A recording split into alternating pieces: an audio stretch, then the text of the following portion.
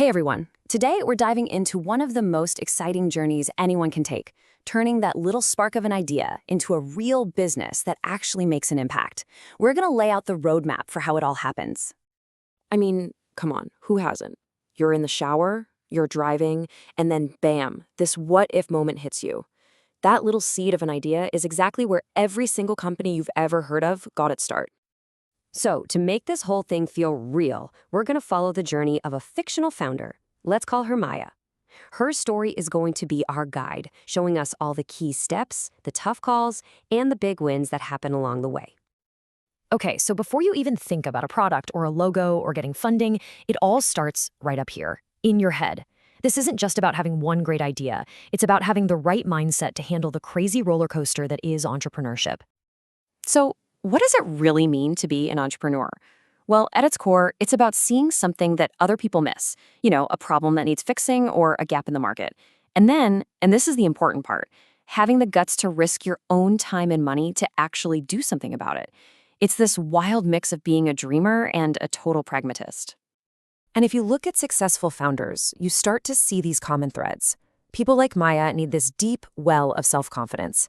They have this burning need to achieve something. And they have to be okay with uncertainty. I mean, really okay with it. But honestly, the biggest ones might be high energy and perseverance. You just have to be able to keep going when things get tough. All right, so you've got the mindset. But how do you take this big idea swirling around in your head and make it, well, real? An idea is fantastic, but to be a business, it needs a structure. It needs a blueprint. This is a classic crossroad for every founder, including Maya. She's so passionate about her idea, but how does she convince other people it's actually viable? And that leads to the big question. Does she really need to spend weeks, maybe even months, writing up a super formal 50-page business plan? And, there's no single right answer here. On the one hand, a formal plan is almost a must if you're trying to get a loan from a bank. It forces you to think through every little detail. But on the other hand, in today's world, things move so fast. Sometimes a sharp, well-designed pitch deck is all you need to get an investor's attention, and it lets you keep your secret sauce, well, secret. But here's the thing. Whether she writes a business plan or builds a pitch deck, one thing is totally non-negotiable for Maya. She has to become an expert in her market. That means reading everything she can get her hands on, talking to people who've been there before, mentors, industry folks, and, if possible, getting her hands dirty. There is just no substitute for knowing your customer and your market inside and out. Okay, Maya's got her idea. She has a plan taking shape. Now let's talk about the big one, money. Every single business needs cash to get started and to grow. It's the fuel that makes the whole engine run. So where does that fuel usually come from? You might actually be surprised. For most new businesses, the money comes from really close to home.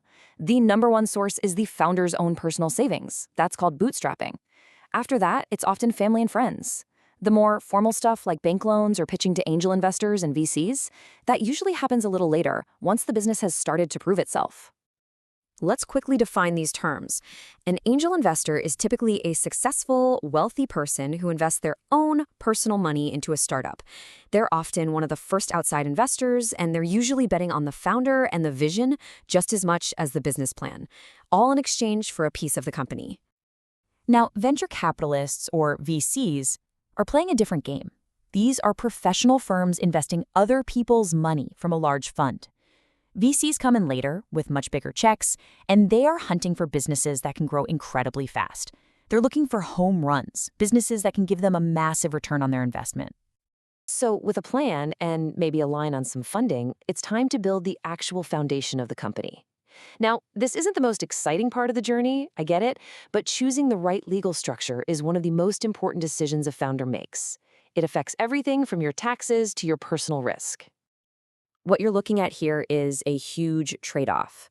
A sole proprietorship is super easy to set up, but your personal liability is unlimited. That means if the business gets in trouble, they can come after your house, your car, everything. A corporation, on the other hand, protects your personal assets, but then you can get hit with double taxation. That's why the LLC, or limited liability company, is so popular. It kind of gives you the best of both worlds, that crucial liability protection, but with way more flexible tax options. All right, the business is officially a business. The money's in the bank, the foundation's there. But now the real work begins. This is all about navigating the day-to-day chaos and making sure the company doesn't just survive, but actually thrives. And we have to be real about the risks. Look, most businesses don't fail because the idea was bad. They fail because of things you can see coming. Things like running out of money, not being able to find the right people for the team, or just getting crushed by the competition. Knowing these dangers is the very first step in avoiding them. So how does our founder, Maya, steer clear of those traps? Well, here are 3 huge things. First, she's got to be obsessed with her records and know when to ask for help. You can't manage what you don't measure. Second, she has to live and breathe her customers' needs. They are the ultimate boss. And finally, she has to go from being a founder to being a leader. That means learning how to motivate and inspire a team to follow her vision. And that's often the hardest part of the whole journey. I think this quote from the management guru Peter Drucker just nails it. The whole spirit of entrepreneurship isn't just about coming up with something new.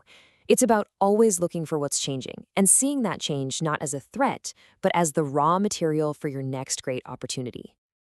And that brings us right back where we started. Back to you. We've walked through the whole roadmap, from that first spark of an idea to the realities of the market. So the only question left is the one you see right here. What change do you see coming, and what opportunity will you be the one to grab?